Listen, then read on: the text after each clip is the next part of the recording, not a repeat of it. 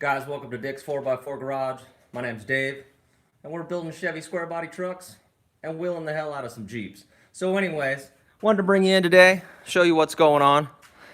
So here is the K20, and I don't know, I figured we'd do some live stuff here, so this may become a thing. So, give you a quick walk around here, show you what's going on with it. Yeah, all right, we got somebody up in here. There we go.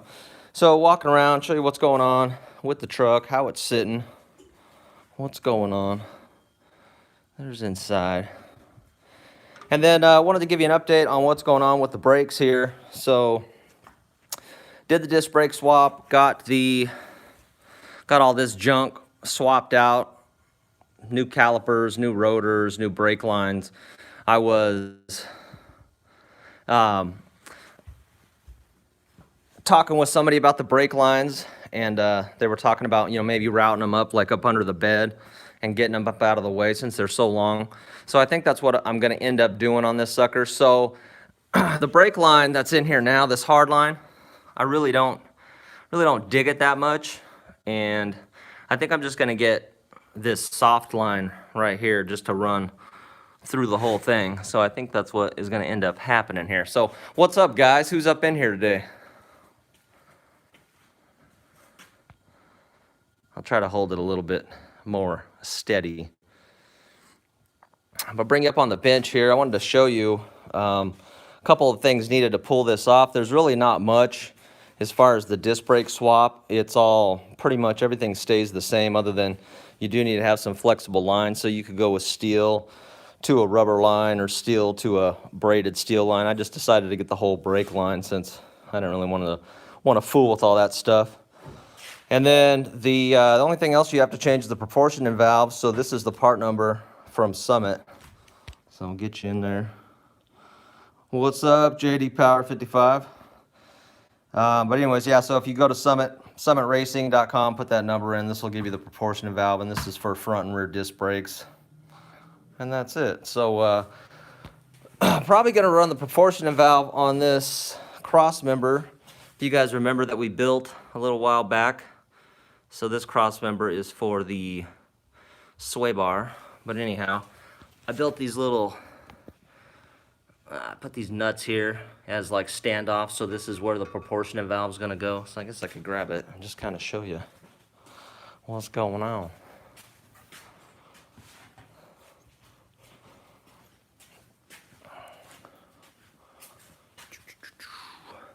So she's gonna sit like something like that there. Maybe it's backwards. Maybe it goes the other way. I don't know. Anyways, that's how it's gonna sit. So what are you guys doing tonight?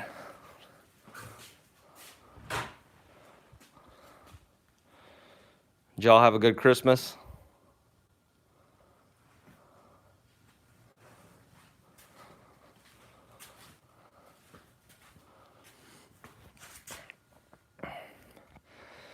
All right, so as far as the truck goes, my current plan with it is I've kind of been thinking a lot about what I want to do. The K20, no, it doesn't have a hydraulic clutch. It's going to be automatic. So it was going to go that way, but that was about it. So anyways, the current plan with the truck is I was talking about doing the Turbo 400 in here and the 205, but I think what I'm going to end up doing is, since I have a 205 and I bought the advanced adapters kit to mate it with the 4L80, I'm just going to pick up a 4L80 and then I'm going to mate it behind this iron LS1 I got sitting over here. So you guys all pretty much probably know everything about it. If you're new here, it's just a 5.3 bored out. So probably going to switch up the cam since it's a stock cam and make it more better. So anyways, I ended up taking the intake and stuff off of it because I had to borrow the gaskets for for another project. You guys know how that goes. So these things, these trucks are like big Legos for me. Just move parts around and have fun with them. So that's about it. But anyways, yeah, so once I get the drivetrain done, so probably the next thing I'm going to do is move the axle over here. So I'm going to put the 8-lug 10 bolt up in here, and then set the engine in here, and then that way I can figure out how I'm going to run my front shocks and stuff. I've been thinking a lot about like 4-linking the truck, but I don't know, maybe that'll have to be like stage 2 or down the road. I kind of want to just get it completed, and then that's it. I didn't see that last comment.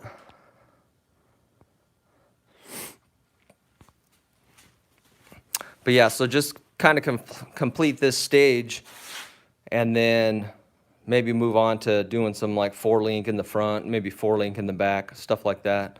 Because I really want to do more on this build, but for right now I think I want to get it going. So I kind of have enough parts and everything I need to kind of get it on the road, other than the transmission. I know there's going to be a lot of little stuff like there always is, but that's it. So still have to get all the interior put together, which is pretty well put together. Just got to keep going on it. Probably order up a carpet kit here pretty soon. Yeah, and then we'll get rolling on it. So as far as the bed goes, the bed that was on here is pretty nasty. As far as the floor, it's all rusted out. So I got to get it on from the side of the house back here and swap the floors out from the K10 bed. And then it'll be good to go. So as far as body work goes, I think there's a little bit of body work to do on the bed. Probably not as much work as you had to do there, JD Power 55, because you've had to do a lot of rust work. But it's basically just going to be swapping out the bed floor and sealing it up, and then we should be good to go after that.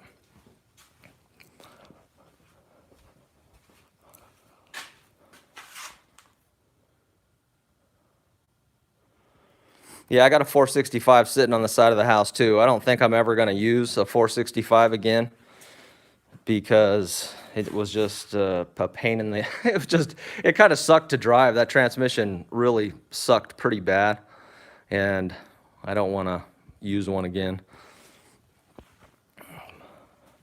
Yeah, if any of you guys have rust questions, you can go over to JD Power 55's channel and check out what he's doing, because he's having to deal with all kinds of that stuff. Fortunately, I don't have to, so it's pretty nice. The exception of one spot on the floor of this truck, it was actually pretty good.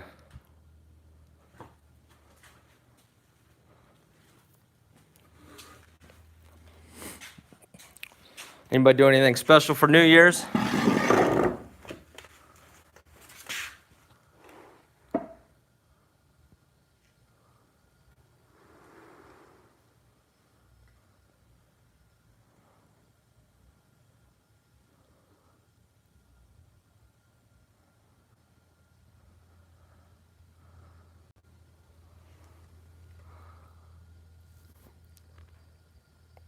The LS was fine with the 465. It's just when you're shifting gears, there's just no real way to, there's no like, the transmission just sucks as far like the ratio is so far away that you don't really have a whole lot of, I don't know, you can't really stay in the power range that much, I mean, you can rev it up high, but it seems like they're so slow to shift that it's really hard to, to get them, I don't know, to just make it feel like a new car. It feels like you're driving a dump truck, basically. It's kind of the best way to describe it.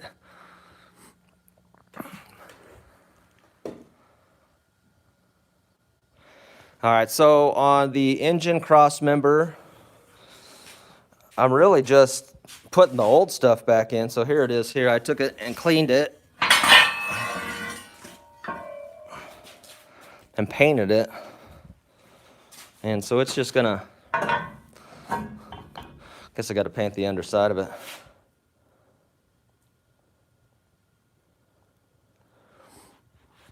But anyway, so I'll put this stock cross member back in, and just basically using all the stock mounts. So you can see it here on the engine.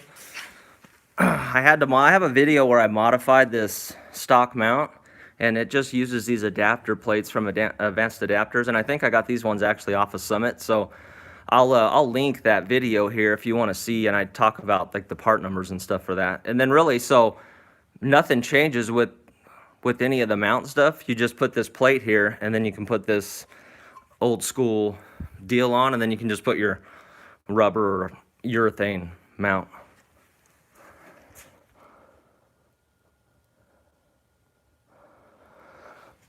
Yeah, I mean, the 465, it's not bad. I mean, if you have to use it, I mean, I used it just because it was super cheap, and I didn't really want to spend the money like rebuilding an automatic.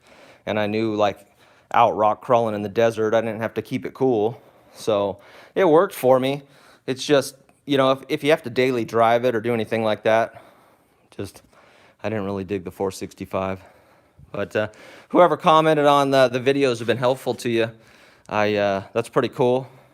And I know a lot of them, like the truck, as far as this truck goes, I've done so much work, but it's never actually kind of come together. This is probably like as close as it's come to, I guess, kind of starting fresh and kind of having an idea of where I'm going with it. So that's kind of that. I kind of feel like I could have done better with the video series. I have, you know, a tremendous amount of videos on this truck, but they're all of kind of working on different things. I mean, a lot of work's been done, and I got a lot of knowledge doing it, but I felt like I should have pulled it together more and finished it up.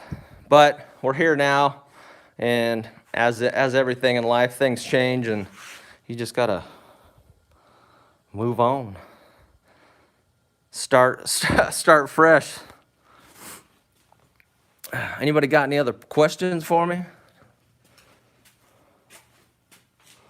Damn, check out the boy's Jeep. He's digging it. I had to decal it up for him.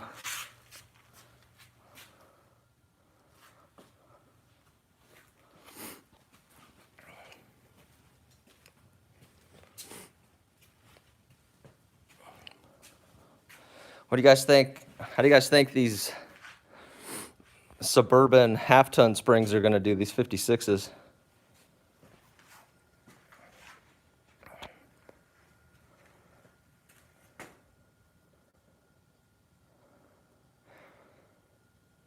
Well, Phantom Blooper 84, as far as finding the time to do this, so if you guys have watched the last 3 videos, and that's kind of what I want to ask you guys about, is the last 3 videos that I've done, how have you liked the format? So I know I've kind of done the work with a little bit of music over it. Just because, you know, like some of the stuff that I'm doing here, I kind of feel like it's pretty straightforward. So if I'm kind of telling what I'm doing through the video, I don't really have to drone on about, you know, how to how to remove a freaking hub off of one of these axles. So I figure you guys probably all know how to do all that. But yeah, so I talked about that earlier in the video as far as the proportioning valve. It's right here. That's the part number on Summit. Right there. And then, so what I've been doing lately as far as finding the time to work on this is I've just been like blocking off two nights a week. So I put the kids down, and then I get out here for, I don't know, 2 or 3 hours, and then just try to make the video and work on something. I'm actually gonna skip wheeling this weekend because I've been doing a hell of a lot of wheeling. So I don't know if you guys are into the wheeling videos or not, but I've been just doing a crazy amount of it, and it's been kind of consuming at least one of my weekend days. So I'm gonna stop that. I think either tomorrow or Sunday I'm gonna get that axle pulled out and get it in here. That way I can kind of get this on all fours, and it'll make me feel better about it. Yeah, I got it. So you guys don't like the music that much?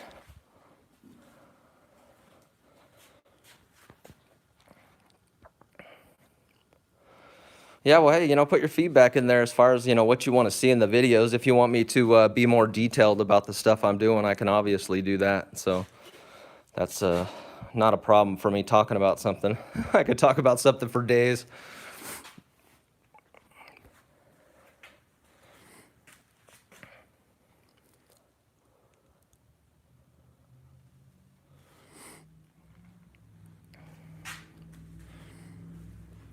All right, I got it, guys. So I'll switch up the less music, be more detailed, and we'll see what happens there. So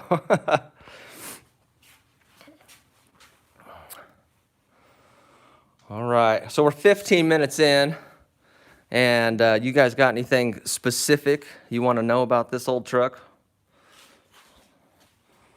Or this frickin' thing right here?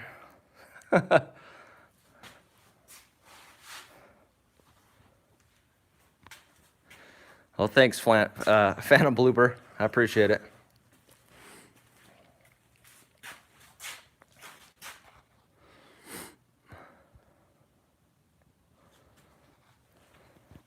So if you guys want to see the K10, here's how it's sitting. Got the seat all out of it here. And I don't want to take this truck apart too much because I got a lot of stuff that I still want to do to it. But as far as swapping the axles out of it,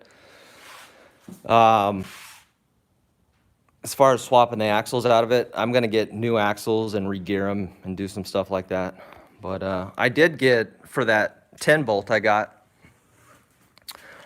Nick, one of my subscribers, he sent me the flat top 44 knuckles, so I'll do crossover steering on here.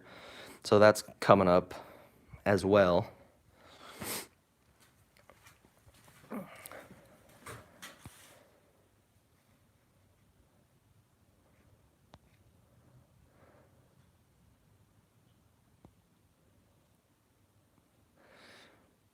The body mounts for this here, they're just energy body mounts. And True Deadman, actually, I traded him the mirrors off of this truck for the body mounts. And I probably should have kept the mirrors because this was just originally supposed to be a parts truck. But then, thanks ADX, but then it just turned into a build of its own. All right, I'm trying to go back and find your comments here. Let's see. As far as Dana 60 in the front, yeah, the K10 is going to get a Dana 60 next, so I'm not gonna go any further with the rock crawling the K10 until I put a 60 up front. Even though like the 10 bolt has held up, I don't really have anything bad to say about that. And then as far as the vintage air, so there is vintage air in this truck. So if you guys haven't seen the video on it, and it's been working remarkably well, so I've really enjoyed it. But I'm just going to take the whole thing out and just put it in the 20. And then basically, so when this goes into the next phase of the build, it's going to get a 60, another 44, disc brake, swap it, blah, blah, blah, all that stuff. And then I'm gonna link the rear first and see how that goes, and then figure out what I want to do with the front, maybe 52s or link it. And that's it. So I've really enjoyed wheeling the K10. It's just, you know, I never did crossover steering, and the steering kind of sucked, and then the gearing sucked. So I got to put some deep gears, 538s, and then fix my steering problem. So at least crossover, maybe if not like full hydro.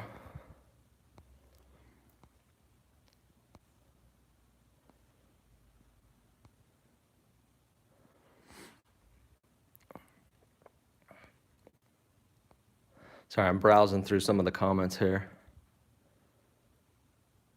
So if Jacob Kaiser, if you're still here, make some videos, man. Do it. Yeah, as far as these springs go on here, Senior Taco, I think it will be flexy, and they worked out well with the K10. I want to keep the K20 like kind of a softer ride, but I still want to tow with it. So I'm going to see how it does once I get the bed and everything on as far as the height of it. And then, I don't know, then go from there and see how it is. I might just put some airbags on it just to keep the ride height and keep it feeling good while I'm towing a trailer, because I plan on towing the Jeep and stuff with it.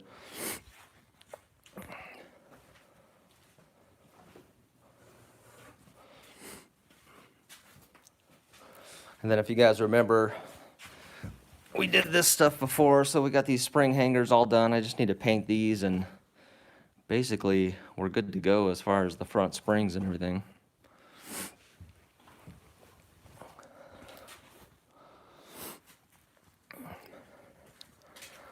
All right, guys. Well, I guess I'll wrap this sucker up unless you guys have any more questions or anything you'd like to ask.